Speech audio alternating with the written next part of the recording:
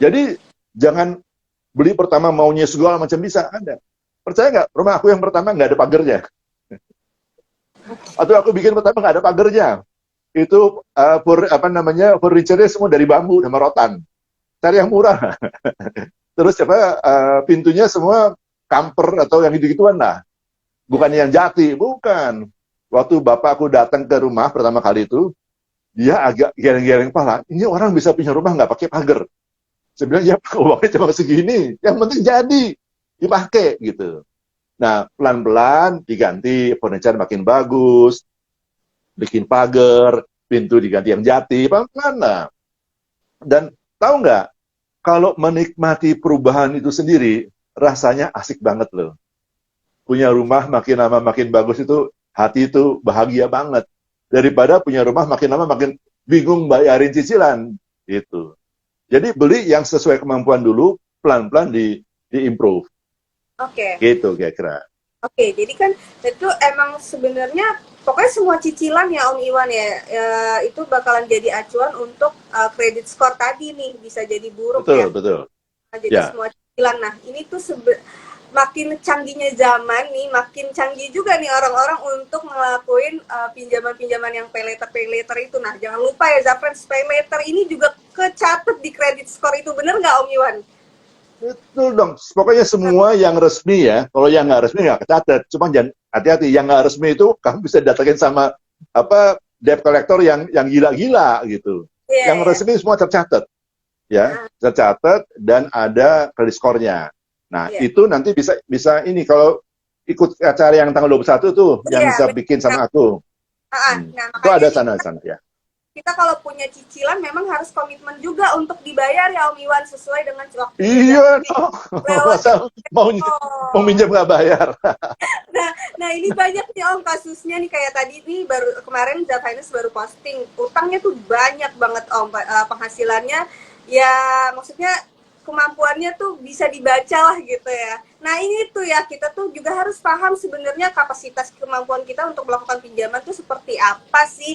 Nah ini nih ada kelasnya Om Iwan nanti tanggal 21 Oktober nanti yang akan diselenggarakan di Pops Online, kupas tuntas pinjaman untuk keluarga muda. Nah teman-teman bisa langsung daftar di www.zafinance.co.id atau di klik link yang ada di bio Instagramnya Zafinance. Nah tadi kan Om Iwan juga sempat mention tentang credit scoring nih.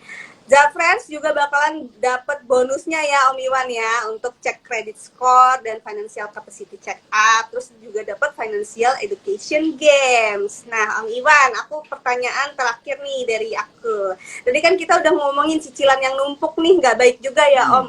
Makanya Hmm. penting banget buat kita juga tahu kapasitas tadi untuk mencicil. Nah buat tahu kapasitasnya nih, uh, kita tuh sebenarnya idealnya punya cicilan maksimal berapa sih Om Iwan kalau dari penghasilan? Ya kalau mau ngomong gitu paling paling sederhana sih sepertiga ya. Tapi nggak Hmm, bisa ngomong begitu. Kenapa? Kalau penghasilan aku 200 juta, memang biaya hidup aku 100 juta kan enggak dong. iya Ya, bener. ini ngomong-ngomong kosong aja gitu. Jadi kalau penghasilan masih di bawah 20 juta per bulan, memang sepertiga itu angka yang wajar, ya. Tapi kalau sudah di atas 25 juta, jangan sepertiga dong. Gedein lagi. Kenapa? Jangan kita punya biaya living itu selalu meningkat sesuai dengan peningkatan penghasilan. Jangan gitu. Kalau begitu nggak sempat hidup bahagia dari tua nanti. Ya, pokoknya kalau meningkat bersyukur, tapi spending nggak terlalu banyak. Kalau di yang muslim kan tahu, berhenti makan sebelum kenyang. Itu artinya apa? Jangan di-spend kelewatan gitu. Nah, Ya, ya. sepertiga minimum. Tetapi tergantung pada orangnya juga. Makanya harus ada sejarah. Nah, ada orang yang belum pernah ngambil kartu kredit, belum pernah ngambil pay letter, belum pernah ngambil kredit motor. Nanti gimana cara lihat kapasitasnya? Ada. Nanti dari kapasiti kredit capacity ini kita akan kasih nanyain berapa penghasilan kamu selama ini, berapa pengeluaran kamu. Nanti Uh-huh. dilihat dari situ ke depan seperti apa. Jadi ada sejarah daripada pertumbuhan penghasilan dan juga pengeluaran buat living dan atau cicilan ataupun saving. Itu kita lihat. Kita bisa memperkirakan kapasitas seperti apa. Nah, dari situ kita bisa tahu. Gitu. Kalau harapan aku sih gini nih, nanti kalau sistemnya jadi nih ya, orang waktu dapat godaan pay later, godaan apa kartu kredit segala macam, wah bisa gini-gini. Dia bisa buka aplikasi itu, dia punya data di sana, terus dia bilang, kalau aku ambil ini, yang bayarnya buat 24 bulan, apa yang terjadi sama penghasilanku ke depan? Oh, Apakah nanti akan mungkin bisa menjadi negatif? Artinya spendingnya lebih tinggi daripada penghasilan. Kita sedang buat tuh aplikasi itu. Mudah-mudahan 2023 jadi itu. oke. Jadi kalau itu jadi, Benar-benar lebih cepat lebih baik ya Om supaya nggak kalap nih karena kan teman-teman tuh masih pada bingung nih Om Iwan ya jenis-jenis pinjaman tuh seperti apa. Nah jenis-jenis pinjaman tuh banyak ya Om Iwan ya. betul, Nah betul. akan dijelasin nih sama Om Iwan di kelas kupas tuntas pinjaman untuk keluarga muda. Zafresh jangan sampai ketinggalan. Kita juga ada promo menarik voucher nanti DM aja ke Instagramnya Zafinance untuk dapat potongan senilai Rp50.000. Nah, Om Iwan, ini kan pertanyaannya tuh udah banyak banget ya, makanya aku matiin komennya ya, maaf ya Om Iwan. Soalnya ketutupan gitu, karena udah banyak sekali nih komennya. Oke, aku bacain satu-satu ya Om Iwan ya. Ya, Oke, ini dari Mbak Imania Kristi. Om Iwan, kalau cicilan KPR-nya 50% dari penghasilan gimana ya? ya nggak apa-apa. Imaniar, kalau kamu bisa dengan 50% yang lagi masih hidup, ya, kamu punya apa namanya uang itu bisa buat hidup kamu, ya nggak apa-apa. Masih ada tambahan buat dana darurat tiap bulan nggak apa-apa. Karena apa? KPR itu kalau 50% menghasilkan buat KPR, sebagian daripada cicilan itu bukan buat bunga, bukan buat bagi hasil, tapi buat pokok. Itu bagian daripada saving sebetulnya. Ya. Oke. Jadi jangan kaget. Maka saya bilang nggak harus sepertiga. Tergantung pada kamu. Bisa jaga nggak biaya buat living sama playingnya di bawah 50%.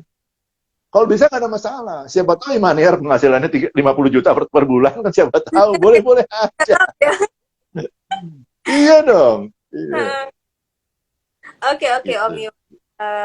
Ini coba aku dari yang ini deh, dari Mbak Mas Dani nih katanya perbandingan cicilan bunga floating dan syariah tuh seperti apa sih Om Iwan? Baik mana secara pengalamannya Om Iwan? Terima kasih Wan nih kalau syariah udah cocok banget nih sama Om Iwan. Silakan Om Iwan. Ya. Jadi gini ya. Sebetulnya ada namanya APR, Hmm, Annualized Percentage Rate ya. Itu kalau di Amerika setiap pihak yang memberikan pinjaman, khususnya KPR, harus ngasih tahu tuh APR-nya berapa. Sayangnya hmm, di Indonesia nggak ada aturan gitu. Jadi nanti kita bisa ajarin nih kalau kami ikut kelas itu, gimana cara melihat APR-nya. Sebetulnya berapa rasionya. Mau pakai akad syariah ataupun non syariah, itu bisa dihitung.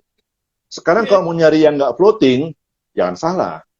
Kalau fix ya, kalau fix pasti orang juga mau aman, bank mau aman. Maka dia akan kasih di atas daripada biaya saat ini. Biar kalau nanti ada gejolak naik turun, dia nggak rugi. Kalau floating bisa lebih aman, naik turunnya bisa lebih lebih rendah gitu ya. Tetapi tetap naik turun. Masalahnya sekarang adalah kenaikan itu ada di mana? Ada yang namanya kenaikan di dalam bunga, ada di dalam cicilan pokok. Nah, kita bisa ngomong sama bank. Kalau ternyata naiknya berlebihan, ya kemampuan kita minta bank. Bang, tolong dong, boleh nggak ini diperpanjang jadwalnya sehingga cicilannya berkurang. Kalau kita hmm. sudah lebih dari 5 tahun menyicil rumah, walaupun itu 10 tahun, 15 tahun, 25 tahun, sama aja. Setelah lebih 5 tahun, biasanya jumlah cicilan pokok sudah lumayan, sehingga bank mau kita perpanjang. Bisa. Kuncinya adalah kalau punya KPR, Hmm. jangan telat bayar cicilan. Titik. Punya Oke, KPR itu sama-sama janji ngedate sama calon pacar, calon suami, calon istri. Jangan telat. oke, Jangan telat gitu. oke. KPR. Kalau yang lain masih bisa telat-telat lumayan lah, tapi kalau KPR jangan telat. Itu yang paling paling paling berarti karena itu yang jangka panjang. Ya. Kemudian yang kedua yang jangan telat ke mobil. Kalau motor nggak apa-apa lah. Kalau mobil jangan telat. Itu ya. Itu kira-kira. Oke, terima kasih Om Iwan. Nah, ini untuk Mas Dani, kalau misalnya mau tahu lebih detail lagi nih tentang cicilan bunga floating dan syariah ini, bisa ikutan kelas tadi nih, kupas tuntas pinjaman untuk keluarga muda. Nah, Om Iwan, ini pertanyaan terakhir boleh atau masih ada 2 pertanyaan lagi boleh Om Iwan? Boleh aja, aku aman aja kok. Malam nggak makan kok. Oke, Om Iwan nih, 2 lagi deh, ini satu. Oke, ini kan lagi resesi nih ya, katanya terancam resesi nih Indonesia. Om Iwan, ada nggak sih saran KPR untuk rumah di masa yang terancam resesi seperti sekarang? Sebetulnya kalau di dalam bahasa Cina yang namanya krisis itu ditulis sebagai Wei Qi. Wei itu danger, Qi itu opportunity. Tahu nggak? Kalau resesi, harga rumah naik apa turun? Turun. Jadi ngambil KPR waktu resesi paling aman. Karena Oh, harganya turun. Iya, justru iya. kebalik. Jangan salah. Jangan salah. Jadi rumah yang banjir, jangan lupa. Banjir cuma paling 30 hari setahun. Aman aja, sama kamu bisa ngatur. Resesi, jangan bingung, jangan sedih. Karena waktu itu daya beli berkurang, maka harga rumah akan turun. Jadi kalau kamu nabung sekarang, 2023 nanti siap-siap belanja, apalagi udah akhir dekat-dekat pemilu 2024, wah waktu itu harga pasti sedang turun-turunnya. Semua orang ngasih segala macam promosi macam-macam. Begitu. Jadi sekarang nabung nih kesempatan nih 12 bulan nih. Ya, nanti Oktober tahun depan beli itu. Nah, Oke. waktu itu mungkin DP cuma 5% juga dikasih sama mereka daripada nggak laku gitu. Ya. Ah, Jadi resesi buat yang mau beli rumah masa bahagia, bukan masa sedih. iya, Jangan iya, kebalik, ya iya, iya. kan? Oke, Ya, oke. gitu. Oke. Nah, ini si Mbak Wenda ya, atau Mas Wenda kalau misalnya mau KPR, terus jangan lupa ya harus dikenalin dulu nih jenis-jenis pinjamannya. Nah, ini bisa ikutan juga kelasnya Om Iwan nanti ya tanggal 21. Siap. Oke. Oke, oke. Nih, aku pertanyaan terakhir nih Om Iwan. Om Iwan baiknya beli rumah KPR, bangun sendiri atau gimana ya Om Iwan? Ini ya. Pertama, kalau memang sekarang belum menikah, mungkin jangan beli rumah dulu, tapi nyicil tanah aja juga nggak apa-apa. Ya. Jangan. Karena Oke. tanah itu susah didapetin lagi. Tanah Hmm, susah.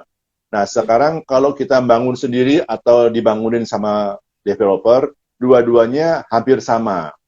Kalau kita punya kemampuan buat ngontrol di dalam pembangunan, boleh. Ada waktu, boleh. Tapi kalau nggak ada waktu, nanti bisa bocornya nggak keruan. Ya, mendingan sekalian pakai kontraktor. Jadi seperti baju nih, baju bikin sendiri, nyait sendiri, atau bawa ke penjahit, ya kan? Atau beli jadi. Nah, itu beda-beda. Kalau kita nggak mau pusing, pengen tahu udah seperti apa jadinya, beli jadi. Mungkin modelnya nggak persis yang kita harapkan, tetapi lumayan memenuhi persyaratan. Kalau kita bisa bikin desainnya, ngasih sama penjahit untuk jahitin bagus. Tapi kalau kita juga punya kemampuan menjahit, kayak anakku yang ketiga tuh, Prastita, adiknya Prita, itu dia bisa bikin sendiri. Jadi ya sendiri aja, nggak usah orang lain. Jadi beda-beda. Jadi Iya. terserah orangnya. Jadi buat ala Ren Indonesia, wah nggak tahu nih apa nih. Itu terserah kamu. Kondisi kamu seperti apa. Tidak ada namanya rumus for everybody, nggak ada. Rumus Oke. itu tergantung orangnya, ya. Tapi kalau orang biasa yang nggak punya kemampuan macam-macam aneh-aneh, udahlah ambil rumah yang sudah jadi, bayar KPR. Karena kamu udah lihat rumahnya kayak apa. Jangan lupa ya, kalau mesen rumah yang belum jadi, hati-hati. Kenapa Lihat tuh Om Iwan? itu, yang developer itu, dia pernah dibangun di mana aja. Kamu lihat, Ah, yang udah jadi rumahnya dia, sama brosur yang dulu. Jadi cari oh, brosur yang dulu, cari rumah yang sekarang udah jadi. Bandingin antara janji sama kenyataan seperti apa. Nah, iya, sekarang iya. ada brosur yang sekarang kan. Jadi bisa dibayangin nanti yang kenyataan seperti apa. Gitu bandinginnya. Oke. Ya Wah, kan? Jadi kalau oh, cari suami itu, kenalan dulu sama mantan pacarnya dia. Tanyain dulu nih orang nih yang janji tidak terpenuhi apa gitu. Jadi ini kayak seperti itulah. kamu cari apa namanya brosurnya, kamu lihat kenyataannya. Jadi sekarang brosur yang baru belum ada kenyataan, bisa dibayangkan kenyataan seperti apa. Benar. Jadi nggak kaget, nggak nanti pusing, nggak stres, nggak wah gitu Ya, ya. ya itu bener sih gampangnya tadi kalau mau cari calon suami ya lihat dulu nih masa lalunya gimana sama yang udah. Aduh, Om Iwan selalu ini deh selalu mudah dipahami bahasa-bahasanya dari Om Iwan. Iya Nah, dong. oke, bentar. Kok semakin lama semakin ramai ya? Oke, Om Iwan nih, aku tadi kan aku take note dikit tadi kan dari yang Pak Om Iwan ngomongin tuh tadi umur 20 sampai 30 tuh usahain kita harus punya rumah dulu. Pokoknya gimana pun caranya harus kerja bagai kuda ya Om Iwan ya. Terus tadi juga Om Iwan bilang kita harus lunasin rumah sebelum umur 40 tahun. Nah, jangan lupa juga Zafrans yang punya pinjaman itu harus dilunasin sebelum jatuh tempo ya kalau bisa karena nanti bakalan kecatet di kredit skor yang tadi Om Iwan udah bilang tuh nanti bakalan susah deh punya rumahnya. Nah, tadi kan aku juga udah bilang nih kalau di kelasnya Om Iwan tuh ada kelas judulnya Kupas Tuntas Pinjaman untuk Keluarga Muda ya Om Iwan tuh bakalan bahas tentang jenis-jenis pinjaman, terus jenis pinjaman yang sesuai kemampuan, memahami karakteristik dan persyaratan pinjaman dan konsekuensi resiko. Nah, resiko-resiko yang tadi nih yang kayak kalau kita mau KPR harus lihat dulu nih apa Om Iwan tadi tuh aku agak lupa tadi Om Iwan yang terakhir. Ya liatin dulu sejarah daripada si developernya, ya kan? Sejarah dari Antara brosur sama kenyataan. Dan kemudian kalau KPR seperti janji sama pacar, jangan telat bayar cicilan. jangan Kenapa? Kalau kamu setia bayar cicilan, setelah 5 tahun bisa datangi ke banknya lagi. Bang, tolong dong nambahin uang, aku mau renovasi. Atau tolong dong, aku mau pindah dari rumah A ke rumah B. Oh, bang dengan senang hati, wah ini pacar yang setia nih, bayarnya selalu on time, wah hebat gitu. Langsung di approve, tenang gitu.